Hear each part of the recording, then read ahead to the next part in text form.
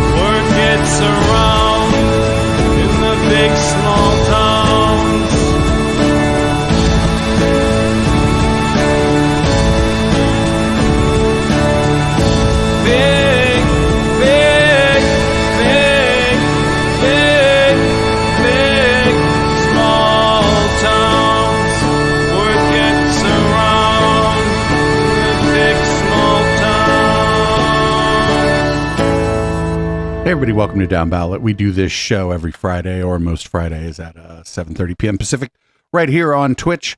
You can follow us on Twitch if you're listening to the podcast. That's twitch.tv/EchoplexMedia. And if you would like to support this project, there are many ways to do so. Just go to echoplexmedia.com and click the support tab. Pick your favorite. My favorite is the merch. How you doing, Councilman? Moich. I love me some moich. I'm doing fabulous. How are you tonight, Producer Dave? Good. I'm doing good.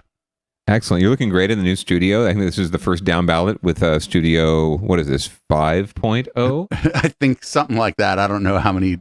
Depends on how we define the incarnations of the studio. Like moving from one room to the other in the old apartment and then back to the same room. I don't think that counts. Or moving maybe from one end of that room to another end of that room. Yeah, depending on bisexual lighting going on here. This is pretty great. I was going to say it's very inclusive, very almost trans flaggy, but sort of getting there. But are you going to have the step and repeat the backdrop up soon enough? I'm guessing. We're going to use them for something else. Oh, very nice. I'm excited. Yeah, because I have lights pointed behind me, and that gets rid of shadows. But if I point lights at like a vinyl backdrop, it'll just glare. That would not work. Yeah. Yeah. So not so well. We'll probably put them. I'll probably put it up behind where I DJ or something. I don't know. Well, maybe I'll. There you go. Maybe I'll auction it off in the merch store. Anyway, tell everybody a little about yourself. Well, I'm the councilman, and you can find me on X at THE_councilman. It's still there. I checked just today. So if you want to like tweet at me, I might check it this week and get back to you like tomorrow. I'll gladly pay you Tuesday for a hamburger today. But yeah, I'm absolutely ready to devour all the hamburgers. In fact, if you want to just send me a hamburger, if you can figure out a way to do that, like get into my DMs and send me some DoorDash bucks, I'd be happy to take your burgers. Thank you. Hell yeah. We'll podcast for burgers. Anyway, but yeah, that I'm sort of in the same situation as some San Jose City workers who are just not making enough money to even afford a nice burger from time to time. Well, speaking of which, let's hit up leading off. It seems like the San Jose City workers are voting on whether or not to strike. Yes, then we're going to find out more from our good friends at ABC7. ABC7 News reporter Amanda Del Castillo joins us live with the details on the workers' demands and the potential impacts to the city services there. Amanda, the clock now ticking. Oh, yeah, Julian. And here we are just outside of San Jose City Hall. This is just one of several locations across the city where workers can come and vote on that mass strike. Union members have until Friday to do so. Ready to strike for our services. Between two unions, 4,500 City of San Jose employees are marking day one of a monumental strike vote. If authorized, the looming three-day strike would be the largest San Jose has seen in 40 years. We're losing valuable employees that really bring years, if not decades, of institutional knowledge to the city, to other municipalities, because they can go and they can find better wages, better benefits, a better work-life balance, and a lower workload. Nick Rivetto has spent 8 years with the city, first as a community service officer with SJPD, now an inspector with the city's planning, building, and code enforcement division. He says earlier this summer, the city struggled with more than 1,000 vacancies across the board. There are about 800 approximate vacancies currently in the city, and that again is citywide throughout various departments. A big part of the push from those working at the airport, within the housing department, city libraries, and elsewhere are livable wages. The city is offering a 5% raise next year, then a 4% and 3% raise in the years following.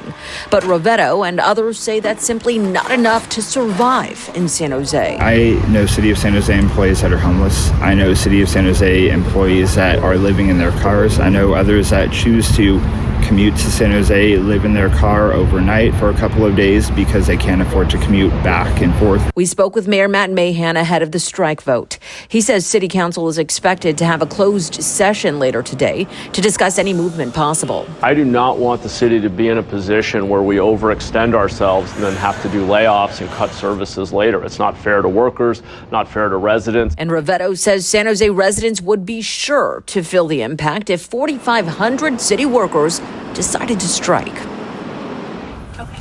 Voting started earlier this morning and will last through Friday the 4th. Union representatives say they will announce the results on Monday morning right here at San Jose City Hall. For now, reporting live in San Jose, Amanda Del Castillo, ABC 7 News. Amanda, thank you. So it sounds like they're, I mean, from what I'm hearing, what little I heard, it sounds like they're probably going to vote to strike, but I don't know. More than likely. I forget if they need a majority or like a super majority to authorize the strike, but that's pretty much what they're voting for right now. I mean, technically, they're still at the bargaining table. They're still negotiating with the city. Some of the unions are working, quote unquote, without a contract, basically meaning that their contract that they had on June 30th has been extended more than likely until, negotiations are complete on the new contract. And then they would probably get retroactive pay and benefits or whatever, is in that contract, right, going back to July 1st. So depending on your union, you could be working without a contract right now, or you could be working on a continued contract. You could be working on a contract that's about to expire. So they're negotiating, and we'll see if they actually end up walking. If they do, it's not going to. I think they're authorizing.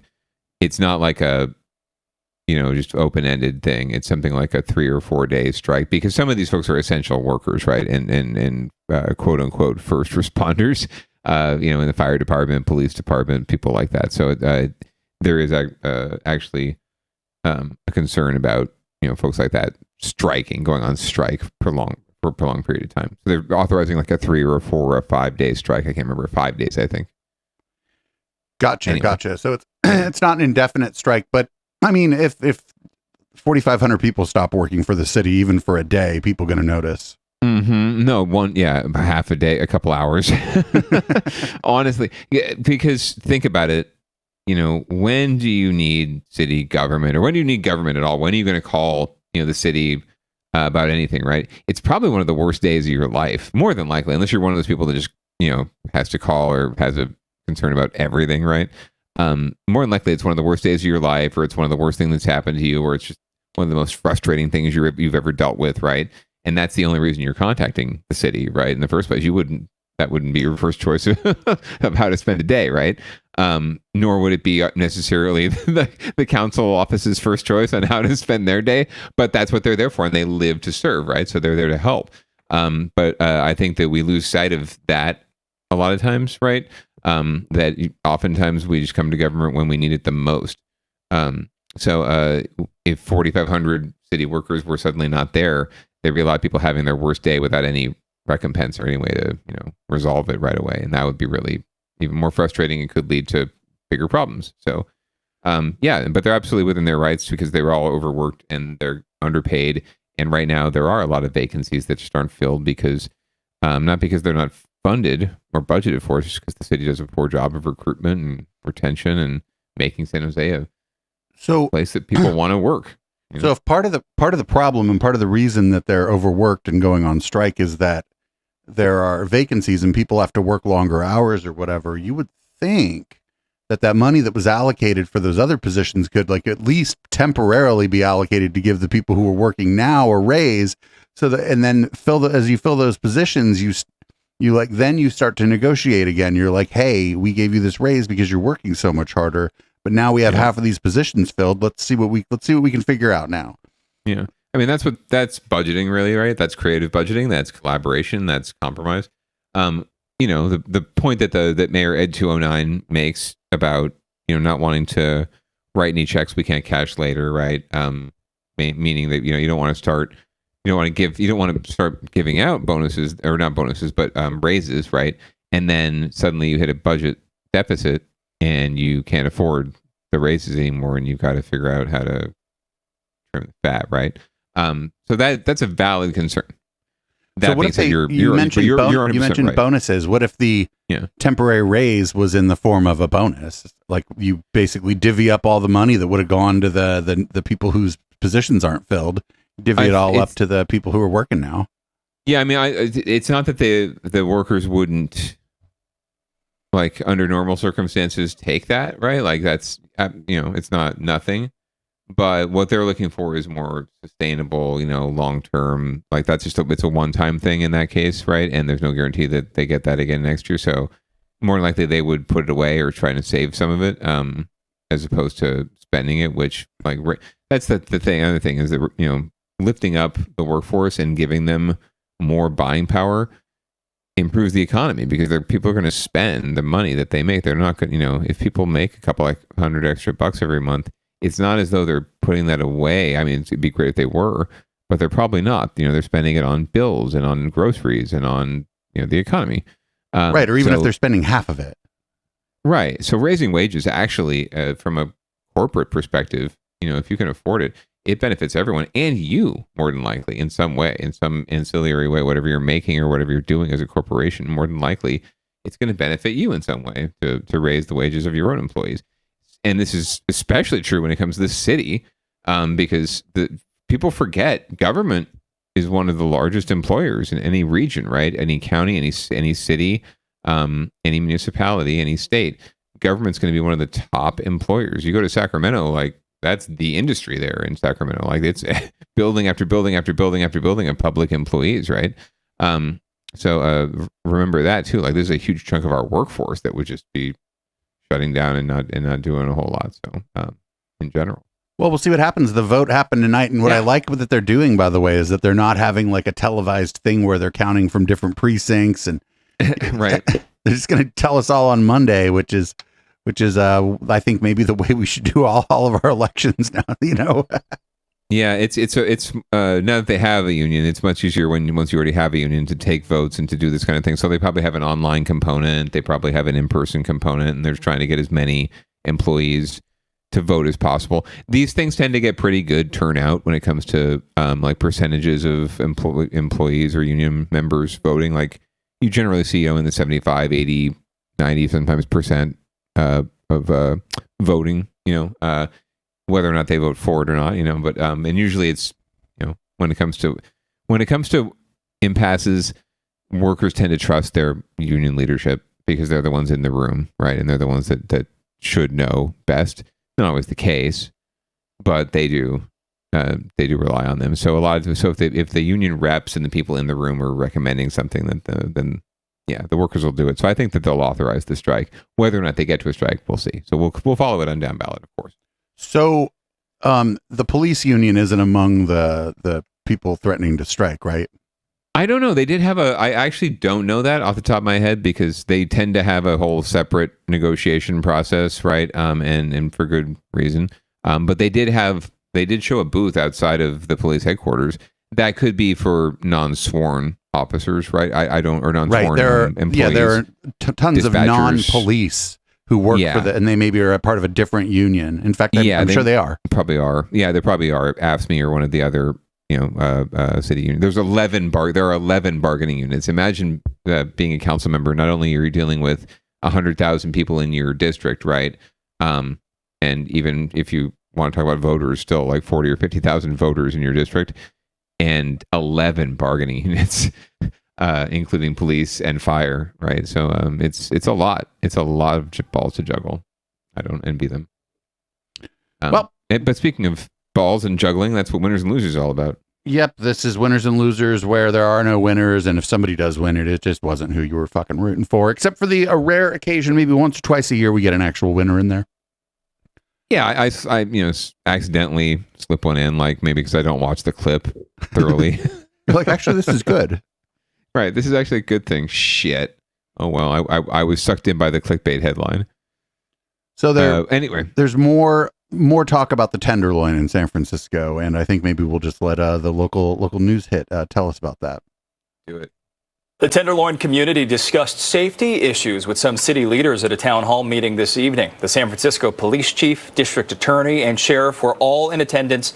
KTVU's Alyssa Harrington joins us live from SFPD after attending that meeting. Alyssa.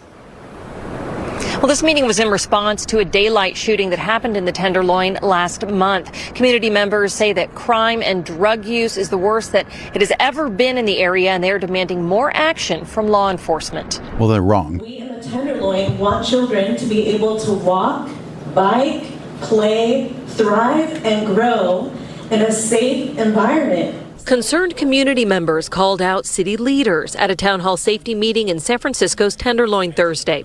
The St. Anthony Foundation hosted the event and invited the police chief, the sheriff, and district attorney to take questions from the public and explain efforts to crack down on a variety of issues plaguing the area, including the fentanyl crisis and organized crime. You have got to get a handle on this problem, not only of drug abuse, but homelessness. You go to Walgreens. Call your friend Robin Hood, dude. It'll be fine. Well, the situation has deteriorated. Nils Benke, CEO of the St. Anthony Foundation, said conditions in the Tenderloin are the worst they have ever been. He said they have seen a rise in violence, open drug use, and just last month there was a daytime shooting half a block away. The nonprofit provides services like addiction recovery, meals, and warm showers. That is a danger to the community, to everybody. We had some people on our staff assaulted. Volunteers don't want to come here anymore.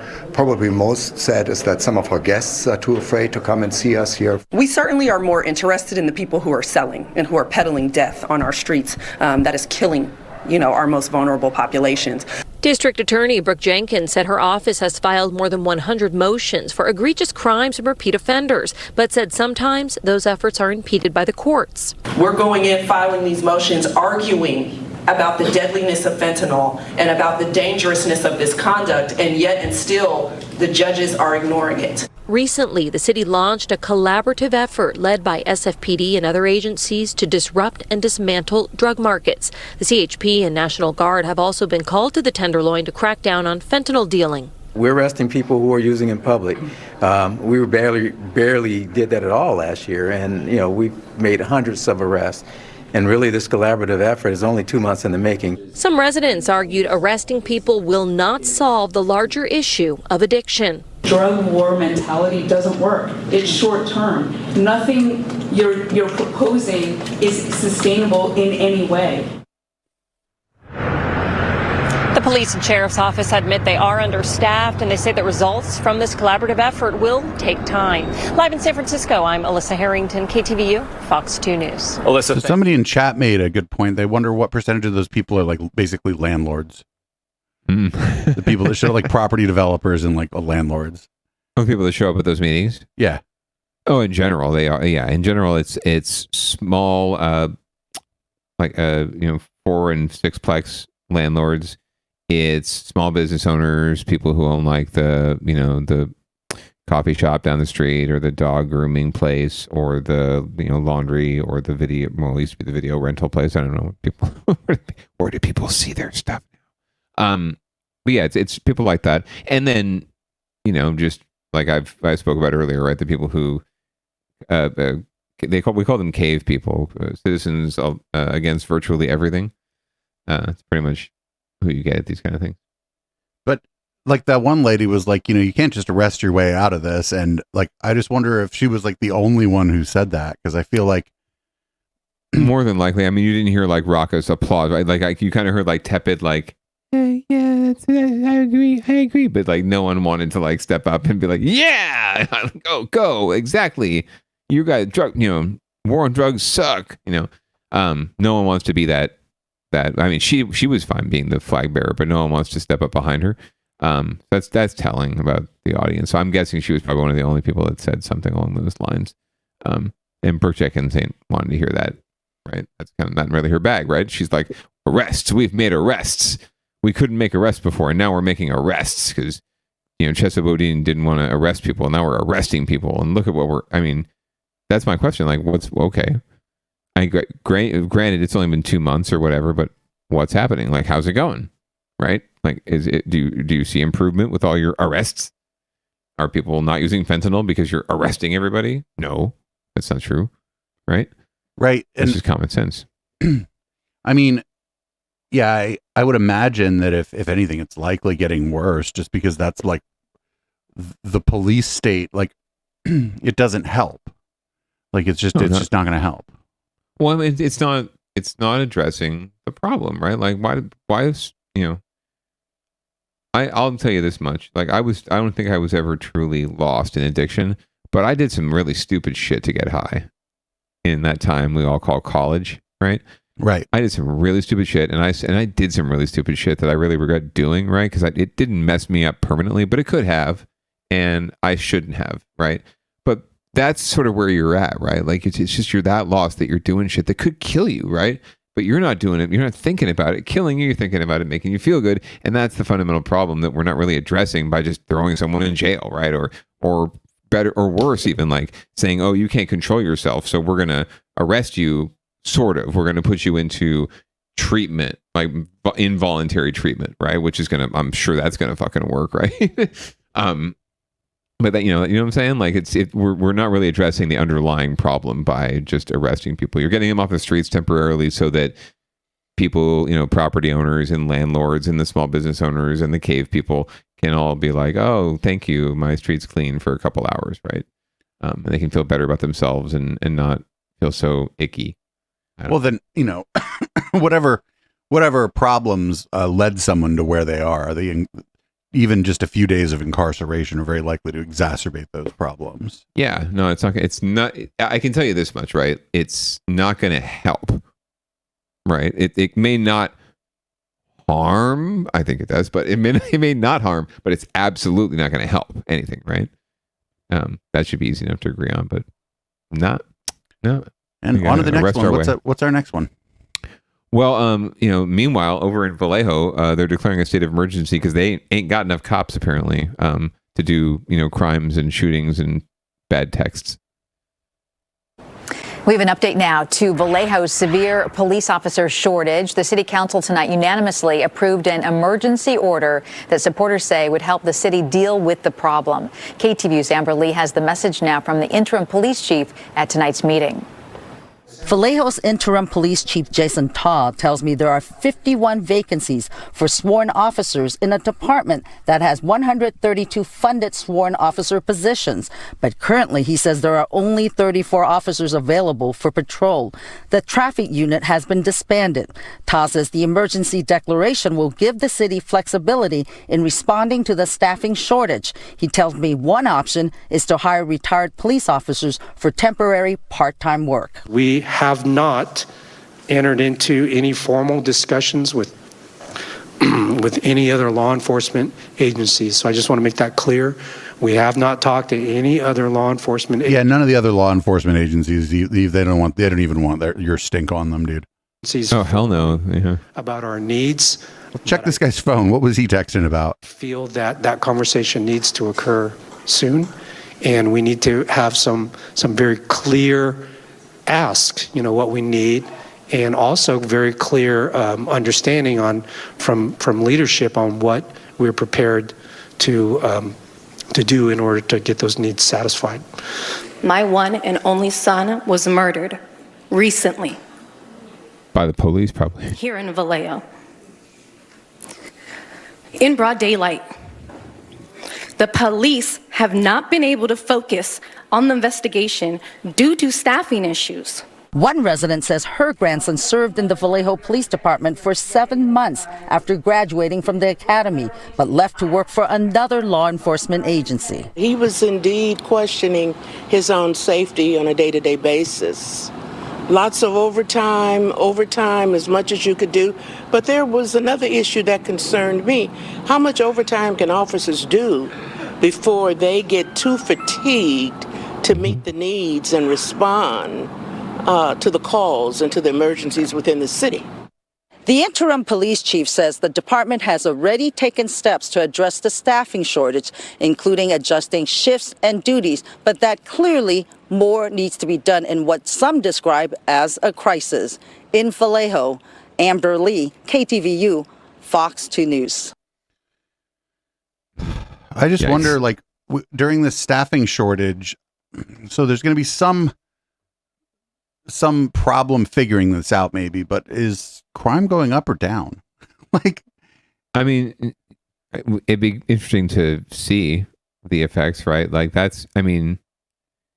For city of Vallejo size, 100 and some odd cops, budgeted. I mean, they're at half of what they're budgeted for, right? Like other cities, like San Jose says, oh, we're short police, but really they're at about 70%, maybe 75% of where they should be, right? This is like half, and even less than that, like on call on a regular basis. So it would seem like they're in dire straits, but as we've talked about before, and you've talked about at length, it's also about the community and the neighborhood and the people there, are as much as how many cops there are in terms of creating safe neighborhoods, right? And creating a safe space, right? It's just as much about the people in the space as it is the police or whoever you have there to quote unquote protect and serve the space, right? Or the people. So I think it would be great to see the numbers when they're operating in pretty much 50% capacity. Because Vallejo's not, it's not a small podunk town. There's crimes, there's city stuff going on there. So, I would like to see the numbers, but they're saying it's a state of emergency. So, as we've been doing, we'll be keeping an eye on this.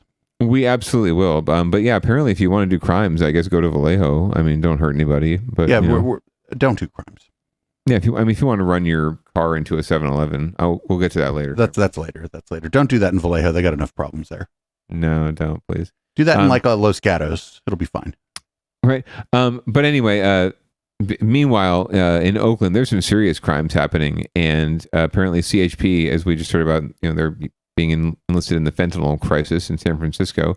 Apparently, they're going to be enlisted in Oakland to fight crimes, and Karen here is going to tell us all about it. I don't know if her name's Karen. Some people in Oakland are feeling like their calls for immediate help have been heard. We first broke this news yesterday that Governor Newsom is sending more CHP officers to help control crime in the city. But as Jose Martinez found out, not everybody is convinced that'll do much good. This is what Dana Olson has to do every night to keep her business safe. Hopefully it's just a deterrent to my windows getting smashed, which I have to pay for, and it's expensive. And then, getting the merchandise out, it's just harder, right? You're just trying to make it a little bit harder. She's one of many business owners in Oakland affected by the increasing crime rate. Her store, Good Neighbor, has been broken into twice. I think that there is a general feeling of not if I will be burglarized again, but when. And I think as a result of that, I paid to have this security gate put in. I've put in additional cameras. And I'm continuing to do everything that I can to secure my business as best I can. So the announcement that more California Highway Patrol officers will be deployed in the city to fight against crime has raised some questions for her. In theory, it's a good idea. Obviously, people being more presence is helpful. However, I think what we've been trying to address is that we need the police to be working within our communities. We want police officers who live in Oakland to work in Oakland because we want to see businesses, police, officials working together. The whole plan has divided the community. Some leaders, like Bishop Bob Jackson from the Axfall Gospel Church, say this is exactly what the city needs right now. What I hear from people from the community is that the community is not safe. That it's not safe to live in Oakland anymore. That's the buzzword that's going around everywhere. People that are trying to move out of Oakland. People that have bought into Oakland are now sorry that they paid all the money for these houses because public safety has to be number one.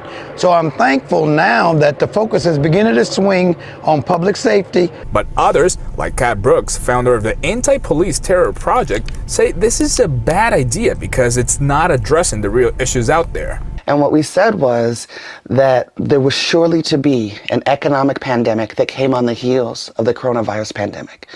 That the housing insecure were going to become homeless, the food insecure were going to become starving, the job insecure were going to become jobless. Bishop Jackson says he understands these issues, but public safety needs to be addressed immediately as an emergency. We pay big taxes in the city of Oakland. We pay more taxes than the 5 cities that's in Alameda County, but it seems though we get the less service when it comes down to public safety. They got a lot of programs, they say, but when you got a 75-year-old woman living in the Oakland Hills, not in the Flatlands, and have a home invasion right at her house 2 o'clock in the morning, and she's got to get her .357 Magnum and start shooting at people that's trying to kick her door down to rob her, rape her, kill her. You don't know what they were going to do. And she's 2 doors over from city council person who lives 2 doors next to her. You know, it's crazy out of place. It's unbelievable. Ultimately, Dana says that was some really good data he was dropping there. Really good data. Pay more attention to issues that conduct people to actually commit crimes. What we need is a lot, and it's going to take steps and time and energy and care. And the state is also giving Oakland $1 million loan to install license plate readers. No, that doesn't. That just invents crime. $1 million, my God! It's not what even you can very, do with $1 million. It's not. What you could do with $1 million, though, is actually pretty. Yeah, it ain't amazing. shit. It's like 3 license plate readers, right? Yeah, because they have to be like maintained. Sad. They have to have staff to like deal. You know what I mean? It's not just the cost of the license plate reader. So I'm not too worried about that. That ain't shit. Yeah, no, but it's just sad that they're spending any money at all on that when they could be spending money on the people and doing things to help folks. But yeah. Well, speaking of that's, I'm glad that clip referenced it. The reference to the 75-year-old woman who had to shoot someone up because they invaded her home. We're going to find out more about that story from our friends at KTVU right now. And Julie, she kept calm and reacted strategically, even as these strangers burst into her bedroom demanding valuables. She grabbed her gun and fired a single shot, only to come under fire herself. It's absolutely unbelievable what she was able to do. A 75-year-old woman is being called a hero by neighbors for firing a shot at 2 home invaders. Those strangers fired back. Luckily, she wasn't hurt. I spoke to her daughter, who did not want her face shown. It's amazing. She is a superwoman. We're all just lauding her and just amazed at her wherewithal. It happened on Ettrick Street in the Chabot Park neighborhood in the Hills at about 2 in the morning Wednesday. 2 men kicked through the woman's front door. They went straight for her bedroom, pointed guns at her face, and demanded her phone. What the intruders didn't know was that she owns a .357 Magnum. She had the presence of mind to reach in her nightstand and get a weapon. And she had it under the covers at first, and then when she saw an opening, she fired a shot. The men fired back about 17 to 20 shots before leaving with valuables, including jewelry. We went over afterwards, and we saw gunshots all on the walls. It's a miracle that she's alive after the number of shots that were fired in her home. Neighbors say she did the right thing. This woman is a hero. I really admire her. She kept her wits about her. Her daughter said this should serve as a warning. I believe that this is a message also for the criminals, that people in Oakland, we're tired of the lawlessness. People are standing up. People are fighting back. And they're really playing with with their lives, because all these people around here are armed. A similar home invasion happened recently in the same area. Now, Councilmember Reed, who was a family friend of the victim, tells me they've stepped up patrols in the neighborhood with police. Mike? I mean, good on Granny, but there were they said the other 2 people fired almost 20 shots. 20 shots. Yeah. So it's, it makes my head want to just burst with gray matter just spilling everywhere. These folks, she defended herself. She didn't defend herself. She shot a gun at these guys who were just there to fucking rob her and were not trying to hurt her, maybe. More than likely not trying to hurt her. And yeah, they shot back. What do you fucking know? They shot back, right? Like, you perpetuated it. You caused more violence. Like, that's what she did. She's not a hero. I mean, I'm thankful that she miraculously, it is a miracle she survived. I'm thankful that she's alive, but my goodness gracious, she's not a hero. That's all, that should not happen. That's reckless. It's entirely reckless, right? Like, I mean, even me, I'm just like, yeah, take my shit. Please get out of here. Like, fine. Go. Like, get out of my shit. Don't hurt me. Not like, bam. And if you're gonna shoot, man, you better fucking hit. You better strike. You better take one of these motherfuckers out. Otherwise, they're gonna blast you. Well, in self-defense courses, when they include talking about guns, they tell you no warning shots. They say you either shoot at the center of mass of the person who you think is there to hurt you, or you don't pull your gun. And it sounds like, because they said she fired a shot, and it almost sounds like she tried to scare them off by. Sure. Yeah, I could see a grandma, a 75. Remember, this is grandma basically. Startled, right? Someone's breaking in. Oh shit! I'm gonna get my gun and just, yeah, exactly. I'm gonna like scaring a wild animal, right? That's what they think probably. Oh, it's a criminal, it's a wild animal. Shoot the gun and they'll just scatter like cockroaches, right? So if she were to have, hit the one guy in the chest or whatever, one of the people, the other, that might very well scare the shit out of the other person and they might run. But but otherwise, you're not scaring nobody. They're just you see your gun and then they realize you're not down to shoot them. Yeah, or they're reacting just viscerally, like, right? Oh, they see a gun. Oh, I have a gun. Shit, I'm gonna shoot the person that has a gun. And that is my nemesis in this, my adversary in this situation, right? Granted, I've created this situation by breaking into their home. Yes, but that's the situation, right? Like, so they have a gun. Oh, I have a gun. I'm gonna need to shoot I'm gonna need to shoot this person, right? So that there's so many sketchy things, but like, to hear these neighbors standing up and saying, "Oh, she's a fucking hero," it's really disappointing and sad, because we should not be encouraging this behavior in 75-year-olds or 7-year-olds. Right. Like, yeah, because they left with valuables. I wonder if, just as she likely didn't intend to shoot them, if they fired a bunch of shots and didn't intend to shoot her either. One would hope, right? Like, if they shot 17 to 20 rounds and they didn't hit this 75-year-old woman who was probably in bed, right? Are they stormtroopers? Right. Like, absolutely. Maybe it's another girl. Yeah, I'm just glad everybody in this scenario is still alive, honestly. Like, yeah. I hope they find the fucking people that broke in, and I hope somebody with their head on straight sits Granny down and goes, "Listen, you pull that gun, you better be willing to drop a fool. Otherwise, don't pull the gun." Correct. Anyway, so Granny, please don't shoot him. Granny's got a gun. Please don't shoot him. So up next, we got San Francisco firefighters are warning about electric bikes and scooters causing fires. I feel like I have a feeling this is going to be a weird story that I'm going to have mixed feelings about. Let's see how this goes.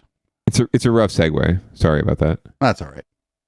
Tonight, a warning about e-bikes and e-scooters after a fire in San Francisco at an apartment. Investigators say a powerful lithium-ion battery is to blame, something that's happening more often. NBC Bay Area's Tom Jensen has what you need to know to be safe. A San Francisco fire official tells us this morning's fire probably could have been avoided, but they're not blaming the victims who barely escaped through a window. Firefighters were called to the scene in the 100 block of Hyde Street just before 8 this morning. The two victims, who had to jump through a window to get out of their apartment, were waiting for help when they arrived. One of them was severely burned. That person was taken to a local burn center in serious condition. The other person said the scooter was plugged in next to the only door in and out of the apartment. There could have been some better placement and some better safety precautions, but it's obvious that these two individuals had an escape plan and they had practiced that plan.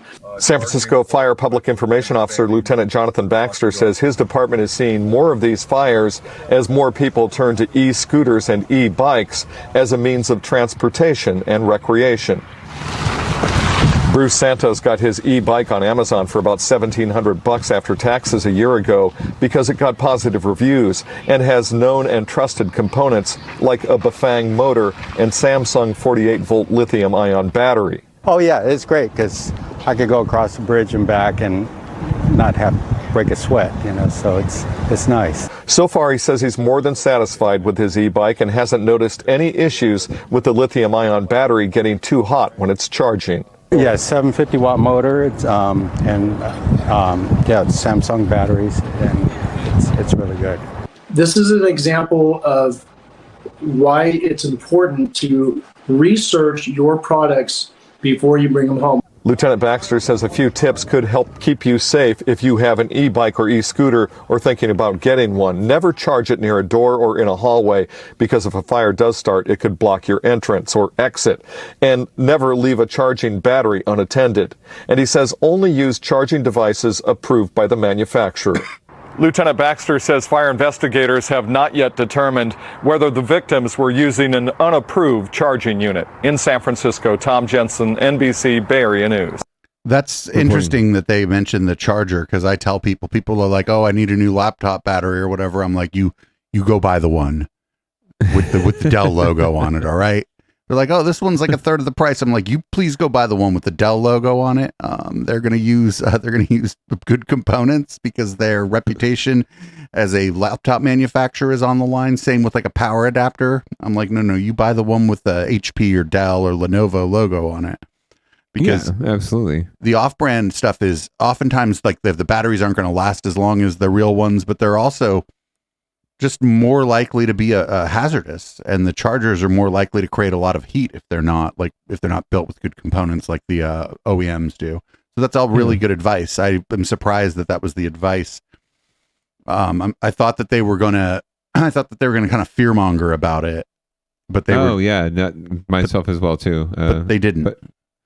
Yeah, and I thought there might be more evidence of, or examples of people throwing their scooters into the lake, in frustration with their fire-making ways, right? People just like rioting and marching in the streets and dumping scooters and e-bikes into the lake. You won't make any more fires. But yeah, definitely. I mean, off-brand, there's something off about them, right? So... Be safe, folks. Another thing for like something like an e-bike, if you get into like a crash or anything, even if you think it's minor, take that shit to the bike shop. Be like, hey, I got in a crash on my electric bike. Can you take a look at it for me? I bet they'll take a look at it for you for free. Yeah, and there might be something you wouldn't notice that could lead to some really bad shit later, like when you're sleeping and fire breaks out and you wake up and your house is on fire. Or, so careful. Even scarier, but probably like less immediately dangerous is maybe it catches on fire while you're riding it. You're more likely to get away, right? Right. That'd be the most awful wedgie. So yeah, be safe and use this as a PSA from winners and losers. Don't be a loser. Be a winner.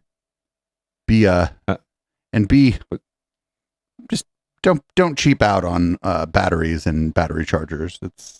It's important. Yeah, I mean, and if you do, you might end up setting a bunch of chocolate on fire. Segue. Yeah. Here we go. Here's what I believe to be a very short news hit about 40,000 pounds of chocolate that apparently bought the wrong electric bike charger. 30,000 pounds of chocolate caught fire this morning in Placer County. Cal Fire reports the fire happened on westbound I-80 in Colfax about 4:30. They say the truck became separated from the trailer, causing all the chocolate to spill. It's not clear what sparked the fire that was quickly contained. No injuries were reported. Let's take a look. When I think of chocolate, I don't really think of flammable. What the fuck caught the chocolate on fire? Right. Well, I was disappointed actually by this clip that we didn't actually get to see the chocolate on fire. Like I was hoping we would be able to see it, but it is what it is. I don't know. It is definitely not the most flammable thing. It's something like anything else. It's a solid, and then if it gets hot, it turns into a liquid.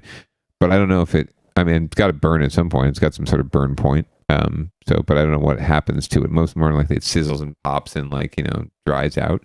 I wonder if there was something else, like something flammable in the truck with the chocolate. Yeah, I'm guessing that was what happened, like some sort of chemicals. We could go into it. I think we'll go into it next week. There was something that happened in San Pablo with some toxic waste and chemicals that were being stored in someone's house, and those caught fire. So who knows? Anything's possible when it comes to the world of industrial chocolate fires. So we're going to move on to get your shit together, and I'm really glad you put this on here. I've been following this on the X website. It's been like all over, like all the tech news that I've been, that I consume during the week. And the flashing X sign was removed from the company's San Francisco headquarters. There was this one guy who it was so bright that he couldn't watch TV in his living room, and they interviewed him on the QAnon Anonymous podcast. They interviewed him. So obnoxious. It's so obnoxiously bright and strobing and oh my God, it's so unnecessary. And yet so Elon Musk, right? Let's see what NBC Bay Area has to say about it. Another day, another chapter in the ongoing saga of the company formerly known as Twitter, now known as X. That giant flashing X logo on top of the building that was annoying people over the weekend, removed today. Let's bring in our business tech reporter, Scott Budman, who's been tracking it. Okay, nice. Not happy with a giant X flashing at me. That's what people were saying. Yeah, they were, Jessica, and they had something to say, and they had a good point. By day, it was a big letter. Mm-hmm. By night, a big flashing signal or beacon, whatever it was. It didn't last long, as today that company went fiddling on the roof. That was good. But San Francisco was once again looking up. But this time, the giant X was not sitting atop what has long been Twitter headquarters. Elon Musk's company, now called X, removed the X. I mean, Elon's brand is chaos, and I think he's sowing chaos. And chaotic it was, flashing like a rooftop rave party. The level of brightness, especially across from a residential building, is just crazy. I don't think it really engenders any kind of affinity for the brand at all. It just sort of makes them the butt of a joke, and it's become a laughing stock. Becoming the latest thing to make San Francisco notorious, at least to the Freihoff family. We are from Germany. Who made the X part of their tourist agenda. It's crazy. Big lights. But now, X is down, and this building's got a blank slate. The whole thing was such a ridiculous stunt, and just putting this thing up almost like a bat signal, to his followers is just absurd. But maybe that is the point, creating this chaos, because now we don't even think about Twitter anymore. We're starting to realize it's called X because there's so much attention on the weirdness of the X. So maybe there's some madness here, some strategy to this madness. Yeah. What happens next with the X?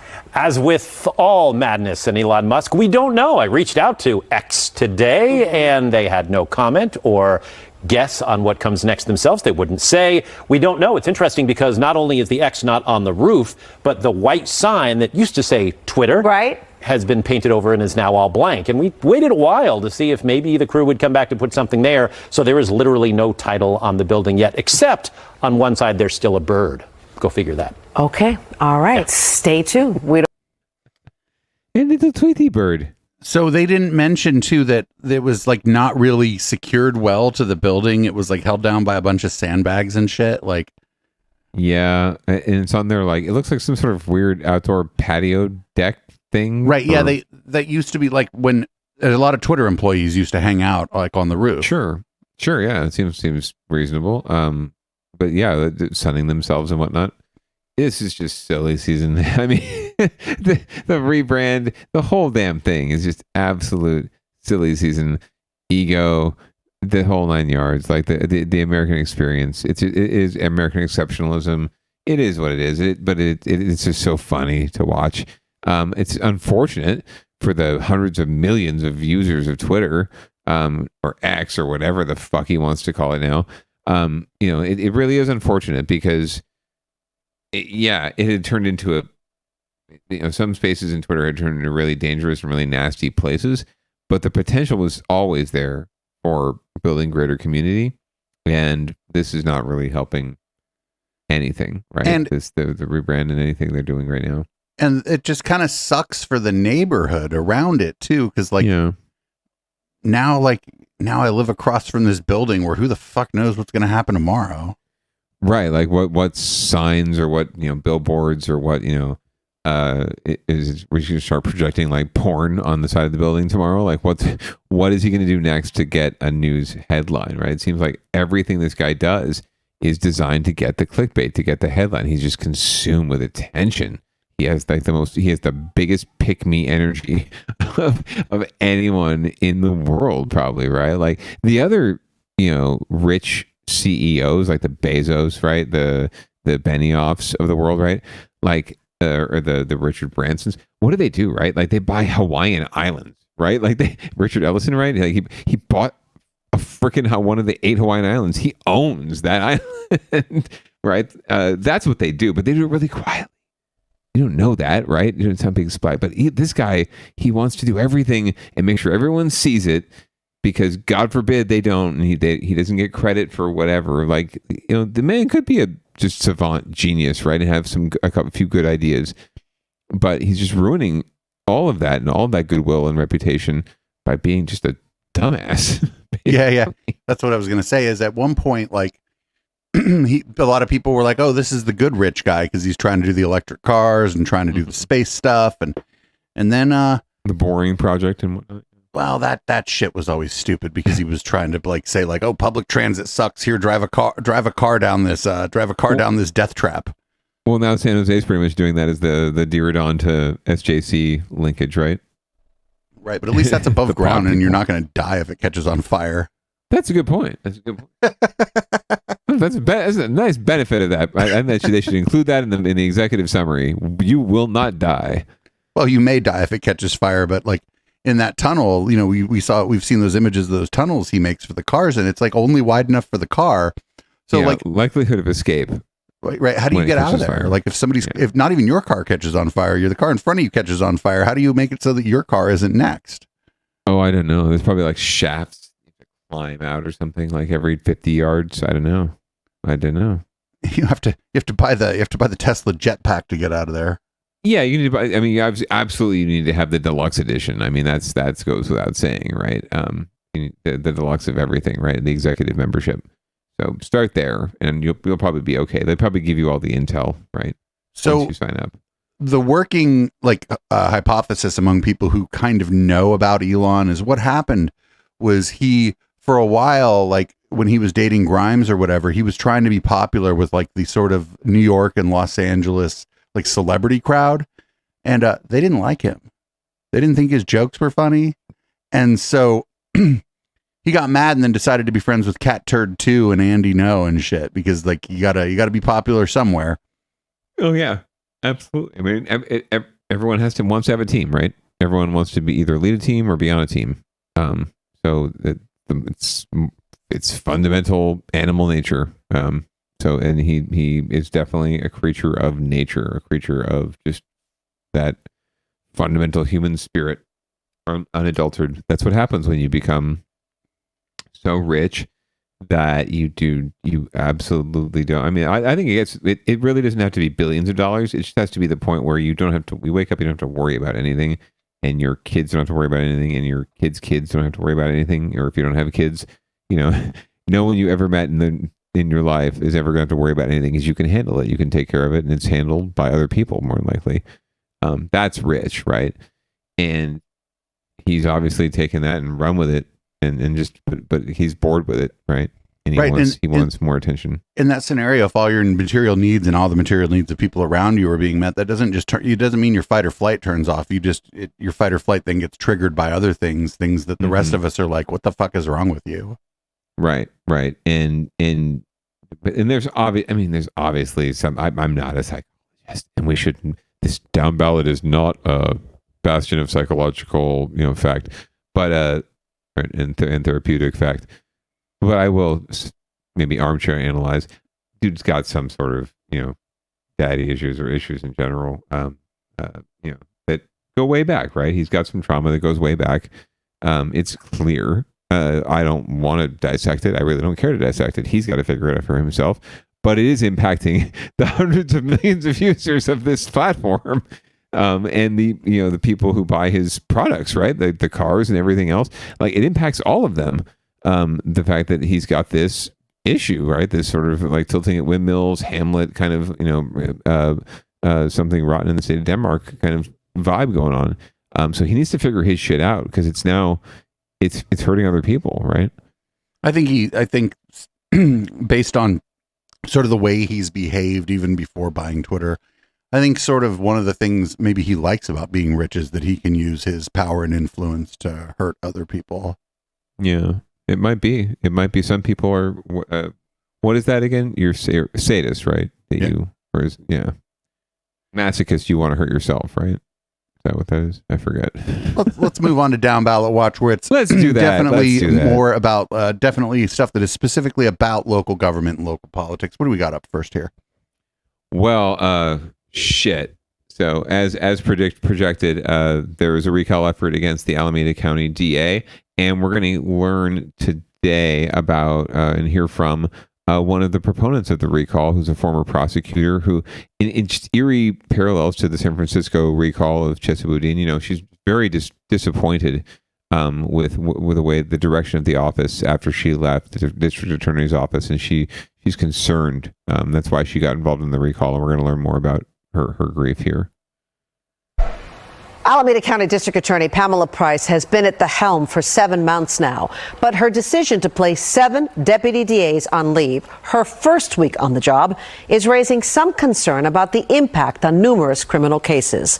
Tonight, one of those prosecutors talks with me exclusively about what happened and why she thinks being taken off one of the most infamous Bay Area cold cases is political payback.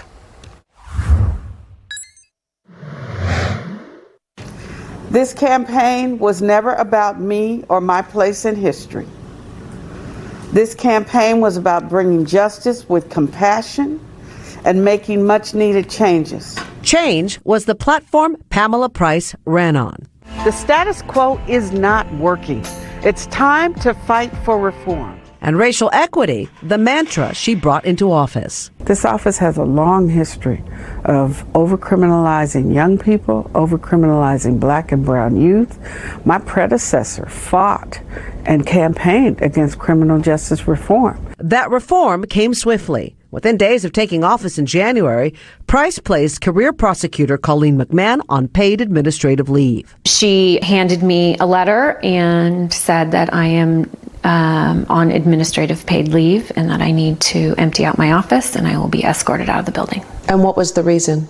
The sum and substance of it is she learned through, I believe, her campaign Public Records Act request that I may have been involved in an independent expenditure committee campaign that produced some mailers. So this is something that happened 5 years ago? Yes. 6 additional senior prosecutors were also placed on paid leave. What were the nature of those mailers? And is that like against what you're supposed to be doing for your job? I may have been involved.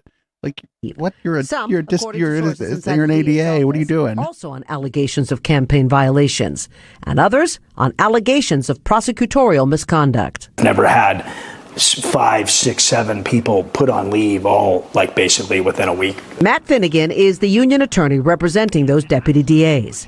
Finnegan maintains that the allegations don't rise to the level of paid leave. Usually it means that there's some kind of safety or very serious issue that would either warrant termination or like a major violation, like a conduct violation, like some kind of, sexual harassment. McMahon acknowledges she campaigned against Price during Price's previous unsuccessful run against then DA Nancy O'Malley.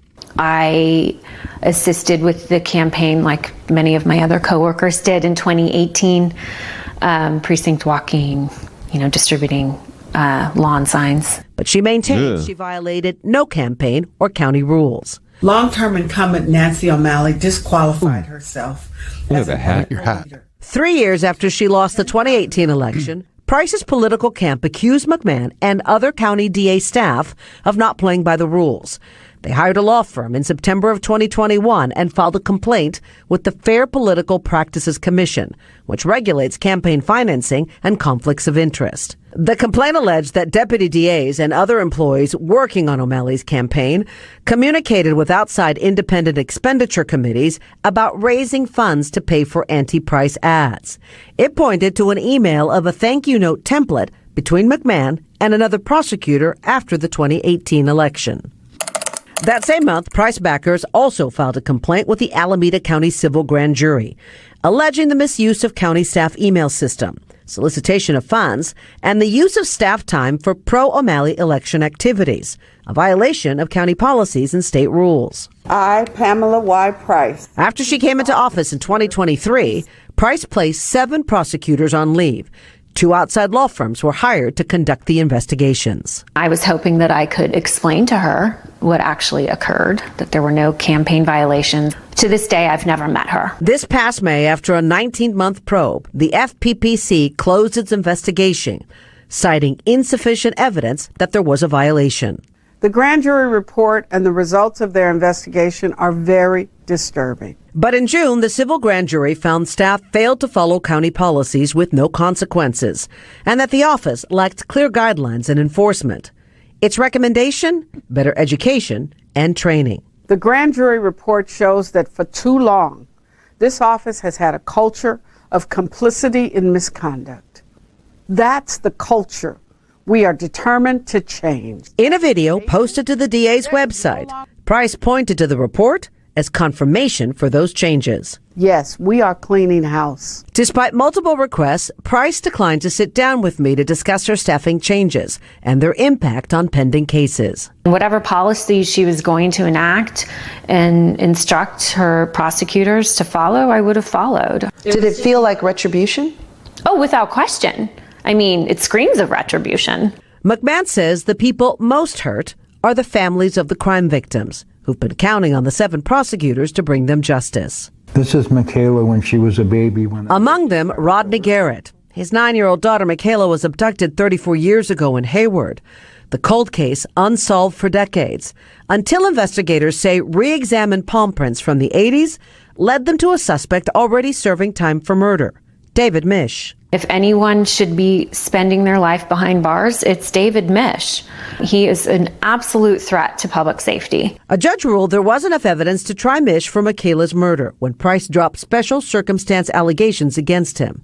Aggravated forms of murder that, if convicted, would have meant life without the possibility of parole and placed McMahon on leave. Supporters of Price are going to say that you're disgruntled and that you didn't like her from the beginning. I was committed to seeing these cases through. I'm not disgruntled. I'm frustrated and upset with her placing me in limbo. The reason why I'm coming forward is for the victims' families. Now, McMahon has since resigned, as have 2 other prosecutors. Now, Price recently filed misdemeanor charges against one of those former deputy DAs, Butch Ford. She alleges he interfered with the prosecution of a police officer, a charge he denied in court. The other 4 prosecutors remain on paid leave. And as far as the Mish case goes, a new prosecutor regarded as highly experienced has been assigned to that case. It is unclear, though, when that case will go to trial. So I don't like the idea that people who are working for the district attorney are going around and knocking doors for the district attorney. It's not like it's their staff, right? Like, okay, if her political staff is doing that, that's fine. Yeah. But what the fuck are the prosecutors doing that for? Right. I mean, and again, you want to volunteer and do something on your own time. That's up to you. It's, you have that right. But it's not a good look necessarily, right? But it happens all the time. This absolutely happens constantly for elected officials at all levels and all types of elected officials. Their staff and their team, as it were, is asked to get out there and beat the bushes and hit the doors.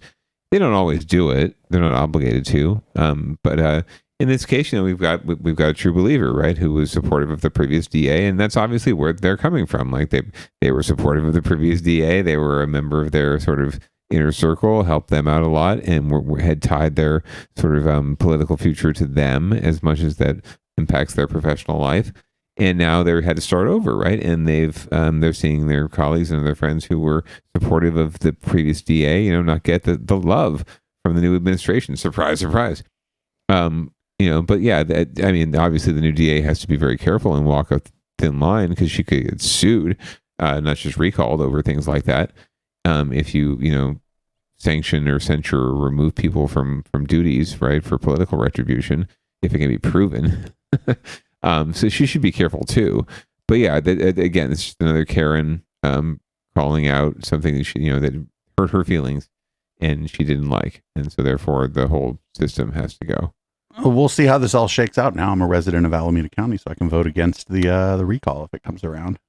Nice. You'll get all the mailers and shit. Oh, this is going to be great, Bruce Dave. I can't wait. That this is such a benefit to having you there. So we're going to move on down to San Jose, a place that I just left for a place that is a little bit greener and definitely 10 degrees cooler. So just a few stories about what's happening down here in terms of trying to get along and be along in our very diverse city. So we've got some council members who feel like they've been attacked because of their race and their heritage by some of our local business advocates. So we're going to learn more about that from NBC Bay Area.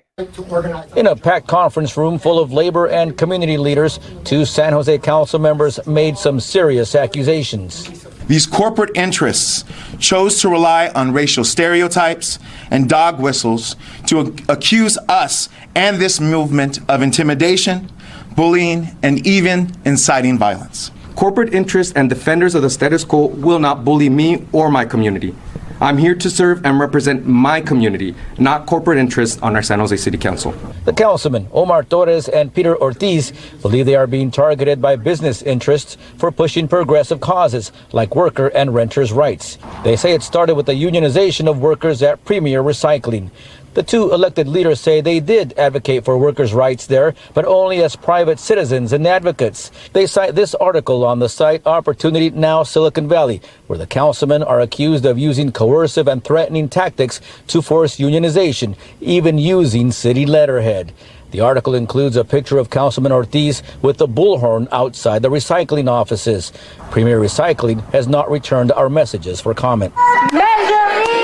And this protest for renters and homeless rights at the Santa Clara County Realtors Association back on June 7th is also at issue. The CEO says his staff was intimidated, assaulted, and threatened that day. He believes Councilman Ortiz had something to do with it. Neil Collins says he couldn't believe the councilman accused his group of responding inappropriately during today's news conference. It was shocking. I saw him throw out our name. I saw him use terms like racism and bullying and trying to silence. We're not trying to silence anyone. The Realtors Association wrote this letter to the city after the protest, calling it an invasion of their offices where crimes were committed. The councilman considered that letter intimidating as well. We can have great discussions about both sides of the issues, and we should. But the councilmen say the realtors' letter and hate mail they've received since then will not intimidate them. Both men are penning a resolution this week, they say, to protect their right to speak at protests and other events without fear of corporate retaliation. Damian Trujillo, NBC Bay Area News. Yeah, I don't know what's going on here. The second one, they said, oh, well, he must have had something to do with it. Well, that's a pretty fucking weird thing to say. He must have had something to do with it. What do you got? What you got, man? Yeah, show me the receipts. Let me see what you got. He must have had something to do. That's called a hunch. Yeah, it's just more tit for tat. Unfortunately, that we're at that point where the polarization has spread all the way down to the lowest levels of government, and yeah, it's endless back and forth. And you called me this, I called you that. And no one's really, again, spending the time addressing the problems that we actually should be solving and aren't that hard to solve when it comes down to it at like the city and county level. These are pretty basic problems. And it's not about Democrat or Republican, but people are trying to make it about like them and everyone else's ideas, like their plan and everyone else's plan. I have the best compromise plan, right? So me, singular, I'm going to put out my own memo with my compromise plan because I have the best plan, the best compromise plan that has just me on it.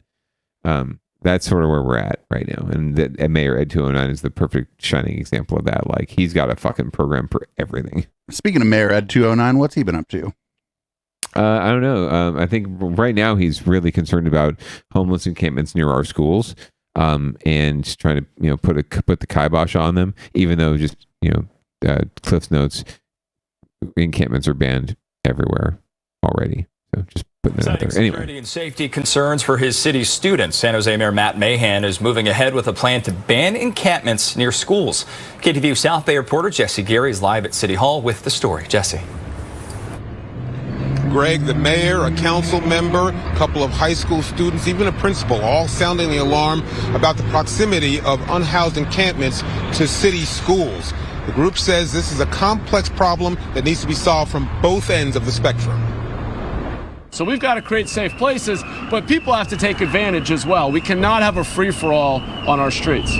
Talking above a nonstop car alarm that seemed to target the proceedings, Thursday, San Jose Mayor Matt Mahan it wasn't me. Unveiling a plan to ban unhoused encampments within 150 feet of all public and private schools and daycares. As we strive to address a serious public safety concern affecting various schools within the city of San Jose. I have to ensure that I'm focusing on my surroundings at all times. To make High school senior Fernanda Morales Soto says an unhoused resident followed her home from school one day. The principal at KIPP San Jose Collegiate High School says there's been a slew of incidents associated with the 13 RVs permanently parked just off school grounds, including incidents of those unhoused residents making their way onto campus during the school day and break-ins captured on our security cameras.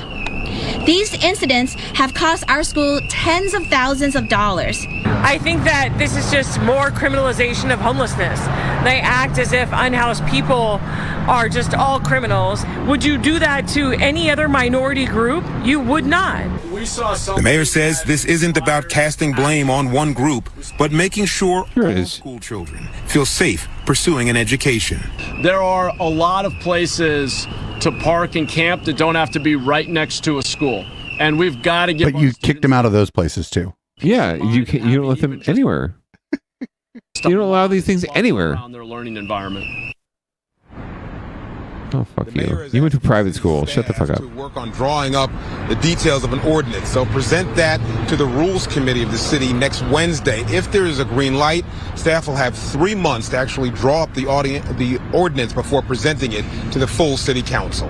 We're live outside San Jose City Hall. Jesse Gary, KTVU, Fox 2 News. We'll head back to you. Yeah, strong reaction to that plan. Jesse, thank you.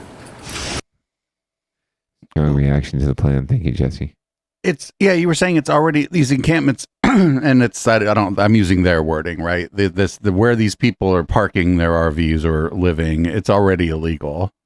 Well, there's rules. There are rules.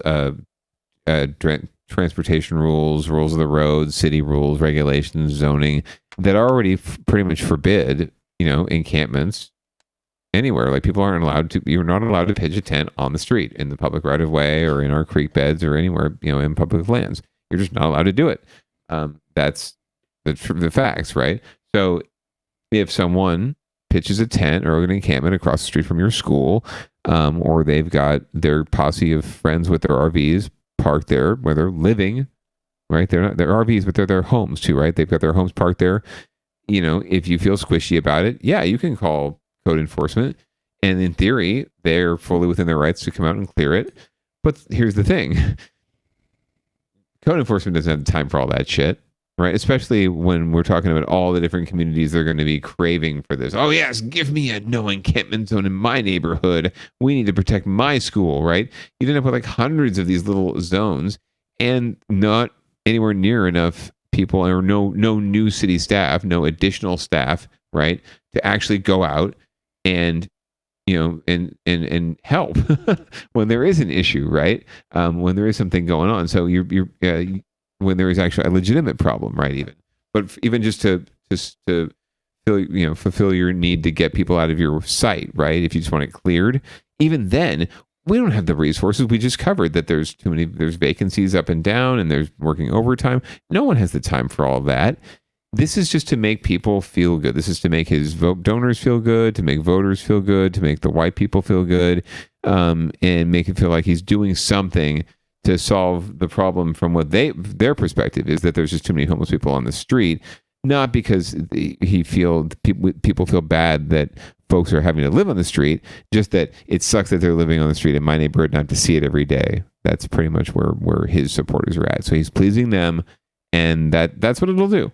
It won't solve anything, but it will at least give him a talking point with those folks. And when it comes down to it, I don't know if people really perceive the shifts in crime and the shifts in the greater scheme of things like we would talk about. So he might get away with it. But don't worry, Mayor ED209 actually thinks we just all need to get along. Let's take a look at his plan for us all to just start learning to get along with each other a little bit better. I bet it'll work. Or else. He's got an app for it. We talk a lot about it takes a village to raise kids. Well, this is the village that raised me. I love this place. I come here every year for National Night Out.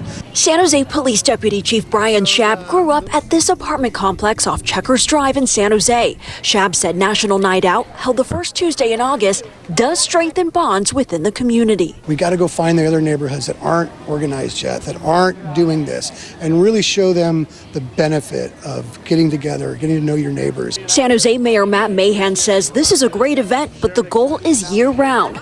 Mahan announced a new program called Together SJ. The city secured a $1 million grant focused on building social connection and residential engagement. We are launching a new initiative to go out to our neighborhood, but no block parties, they'll bust it, and invest in connecting neighbors to address the loneliness epidemic. City leaders say Together SJ is about residents taking an active role in the community. Having those events throughout the year to build community, connect people to city resources, and really empower our neighborhoods to take collective action themselves without simply sending in their tax dollars, outsourcing the problem and the solution to government, and then complaining when it doesn't get fixed. Captain Brian Spear says safety is a shared responsibility. Beyond just reducing crime, neighborhood watch programs have a transformative impact on our communities. Whether it's a neighborhood watch training or a potluck, it's about taking action together. Well, we just hear it out in our neighborhoods. People say, we're not as engaged as we used to be. We've seen lower rates of volunteerism. We used to have more people on an annual basis come out and pick up litter every year, and even those numbers are down. This was Uni Schmidt. Well, that's because they could pay their bills, dude. First time volunteering at National Night Out. It was fun just seeing all the different age groups and the people interacting and just communicating with each other. It was fun, and I think we need more of that. The city is launching a Together SJ volunteer pilot program and are encouraging neighborhood leaders or associations to sign up and get involved. In San Jose, Lauren Martinez, ABC 7 News. So what I said about the block parties, I'm not kidding. Like these things that people used to do, they used to just be block parties, and you wouldn't even get a permit. You just have a fucking block party. For sure, and they're happening a little more now. Actually, ironically enough, Councilmember Deb Davis, my council member here in San Jose, she actually was front and center on that. She put forth a memo and got a policy passed to make block party permits free. You do have to apply still for the permit, but you can shut down your street. You don't have to pay for all the exorbitant public safety costs and whatever ancillary costs. The city just bears that. So you can actually do. So we actually have a block party here on the 4th of July, just a couple blocks down on our street that folks do. So we've participated in that. So good on them. Good on the city. But yeah, you're absolutely right. Like, yeah, why don't we encourage more of this and not make it so not criminalize people wanting to get together and hang out? Yep, so we got two things on and another thing, and we'll just do them lightning round style here because, there's no real hard start time anymore for Conspiracy Bingo. I don't have a guest coming in, none of that stuff. My studio isn't even completely built yet, so whatever. No, I want you to get to that, though. Someone might have bingo. They're really anxious. Well, if somebody busted out their bingo card for Conspiracy Bingo at the beginning of Downballot, they may already have a few squares full things. It's possible, yeah, it's possible. We do dip a little bit into that space. Anyway, what do we got here for another thing? We got Taylor Swift. Right, a lot of people really don't like her, but her fans really do. And coming up, nothing but aces with her Bay Area performance. She went past the curfew. But other than that, she came in here and she dropped a bunch of money on a food bank. Killed it. And then because she did that, I bet a bunch of her fans probably who don't even live here drop money on that food bank. Let's hear about it from ABC 7. Here on the 5:30 show, we're going to try to lighten the mood with some positive news. And this one has to do with the one and only Taylor Swift, who was in Santa Clara last weekend for 2 performances. But now she's in the spotlight for supporting a local nonprofit. Second Harvest thanked the singer on their social media pages for her generosity and for using her platform for good. The food bank says this will help their efforts to nourish an average of about 500,000 people every month in Santa Clara and San Mateo counties. And if that's not generous enough, Swift reportedly gave $100,000 bonuses to her tour truck drivers. Hell yeah. Nice. Yeah, that she's $50 million. She gave $50 million in bonuses to her entire crew from this tour, which is freaking fabulous. I mean, yeah, she can afford it. She's making money hand over fist. There were people paying like $15,000 for a resale ticket for one of those shows. But even the face value of the cheapest ticket was like $800 for that show. So she's making good money. So I'm really glad to see that she supports her crew because they work their butts off on these shows. They are the show for anyone who's been to some of these big shows. Yeah, so good on her, and good on her for donating to Second Harvest. You should all do that. You should all find a good nonprofit in your community doing good things, helping kids who don't read good read gooder, and donate and give and volunteer. If you don't have money, go and volunteer. Go and feed some folks in a kitchen. Get out and clothe people, house people. Do what you can, please. And I like how this story got moved down into the and another thing. And so it's sort of like when we put people like once somebody has once a certain kind of story becomes kind of played out enough on the Sunday show, it's like, well, this, like, for example, Mike Pillow, right? Only in red light now. He's been banned from the regular show. And I like how and I think that we're going to set this as policy now. Car versus building is now in and another thing after a cute story about a koala bear or something. That works, yeah. So koala bears and cars versus buildings. So anyway, we've got a one in our ongoing series of vehicle versus human-made structure. We're going to find out more what happened. New overnight, police investigating after someone drove a car into a 7-Eleven store in Oakland. This is the video that came in just around 4 o'clock this morning. You see the Hyundai sedan rammed into the store on 23rd Avenue. Some things from the store were scattered outside in the parking lot, including a box of cigarettes and a Mac desktop computer. Damn. Officers say they are treating this like a burglary. I'm going to give that one to Car, honestly. That looked like that Hyundai didn't take that much damage. Right, and it knocked that computer all the way out into the parking lot. Yeah, usually it's the building that wins, but it's this time we're going to have to give it to that car. Everybody, find out what kind of car that is. Looks like it takes a licking. I don't know if it kept on ticking, but it sure took out that 7-Eleven. I mean, I suppose we should come up with some sort of standards for this segment, like, about determining who wins, right? Is it monetary, like damages? Is it, it's just visual? We're just looking at it saying, like, vibes. Okay, vibes. We'll just go on vibes. That's pretty much what we go on Down Ballot anyway, in general, right? It's a vibey kind of show. Yeah, it's a vibey network. So, well, thank you again for a wonderful evening, producer Dave. I really enjoyed myself, as always. And I hope listener and watcher did too. As you normally do, you want to read us out? Oh, for sure. Why not? Well, thank you, listener and viewer, as always. And thank you to the chat. Thank you to everyone who subscribes and gives us some shill bucks so that we one day can live our dream of doing this for a living. We want you to stay tuned for Conspiracy Bingo. Stay tuned for all of our weekend shows, Catterday, the Big Sunday Show. And remember, it's really important that you get vaccinated, that you don't cough on other people, that you wear a mask when appropriate. But if you want to wear pants, it's totally optional. Okay. This is Audible Smoke, and we hope you have a great night. Peace out.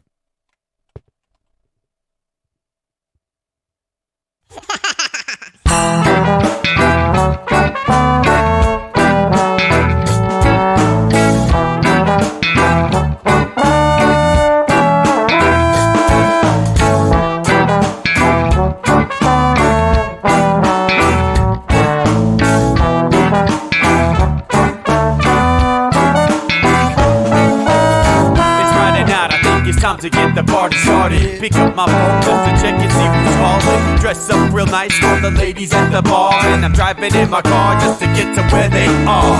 Here at the local scene is where I plant my feet. It's where I smoke my cigarette and I hold my drink. I look at all my friends, they're all blazing green. Sit at the front of the stage waiting for MTV. Where are those guys who's standing next to me with a pipe in his hand ready to blaze for me? About 5 minutes later we're all singing Queen. Let's get the fuck up on stage and rock the scene.